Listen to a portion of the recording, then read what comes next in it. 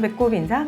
안녕하세요. 안녕하세요. 위클립의 문희정입니다. 이학범입니다. 오늘은요, 전문 수의사 제도와 관련된 얘기를 좀 해보려고 하는데, 네. 수의사 전문의 제도를 의미합니다. 의사는 법적으로 전문의 제도가 도입되어 있는데 수의사는 아직 없습니다. 그런데 2023년 11월 정부의 동물 의료 개선 방안에 보면은 전문 수의사 제도 도입 내용이 담겨 있습니다. 맞습니다. 지금 수의사 전문의 제도의 경우에는 법적인 근거를 갖춘 전문의는 없습니다. 네. 그런데 개별 학회별로 전문의 또는 인증의를 배출하고 있습니다. 예를 들어서 한국 수의내과 전문의는 정식 시험을 거친 전문의를 이미 7명이나 배출했고요. 한국 수의외과학회는 최근에 디펙토 전문의, 인정 전문의 13명을 선정했습니다. 수의영상의학 전문의 협의회는 영상의학 교수진들에게 디펙토 전문의 자격을 수여했고요. 수의안과 연구회는 수의안과 인증의 명칭으로 시험을 거친 인증의 5명을 배출했습니다. 또 한국고양이 수의사회는 지난해 초에 한국고양이 전문 임상의 인증준비위원회를 설립을 했고요. 한국수의치과협회도 한국수의치과 전문의 과정을 준비 중이라고 밝혔습니다. 이거를 기초 분야까지 확대해서 살펴보면요. 한국수의병리학회는 이미 1997년부터 한국수의병리 전문의 인증을 시작해서 현재까지 78명을 인증했습니다.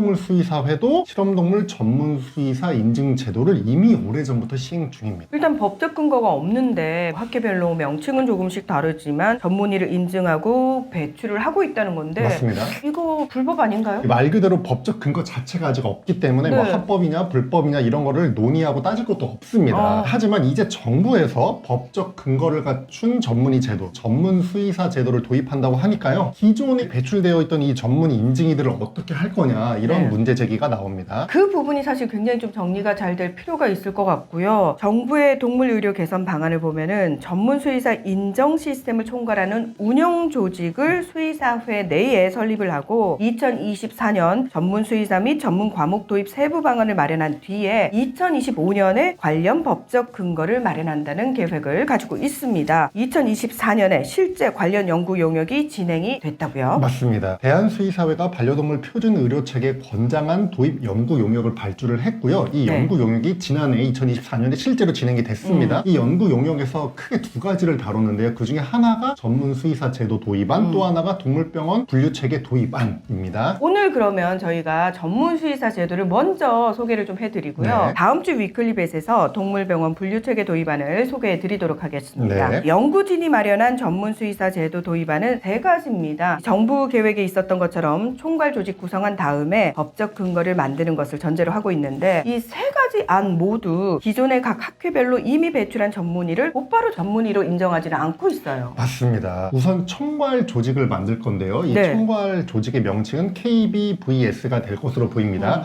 Korean Board of Veterinary Specialties인데요. 이미 수의 전문의 제도를 성공적으로 운영 중인 미국, 유럽에도 총괄 조직이 있는데 미국은 ABVS, 유럽은 EBVS입니다. 우리도 이제 KBVS가 될 확률이 높고요. 네. 이 3가지 도입안 모두 기존의 각 학회별로 배출한 전문의를 전문의보다 좀 낮은 단계로 볼 수 있는 인증의로 일단 분류를 합니다. 그리고 기존의 인증의 중에 일부를 서류 평가를 통해서 디펙토 전문의로 선발하는 것이 1안이고요. 네. 서류 평가가 아닌 시험을 통해서 디펙토 전문의로 인정해 주는 것이 2안입니다. 그러니까 1안과 2안은 기존의 전문의가 정식 전문의가 될 수 있는 길을 열어뒀다는 게 큰 특징입니다. 네. 흥미로운 점은 1안이든 2안이든 기존에 배출된 전문의 인정의에게 어떤 수련의 과정을 거치지 않고 정식 레지던트 과정을 거치지 않고 전문의가 될 수 있는 길을 열어줬지만 기존에 선정된 전문의 인정의를 모두 그대로 인정하진 않습니다. 각 학회별로 전문의 인정의를 선발했을 때 그때 적용한 기준이 적절했는지를 먼저 점검을 합니다.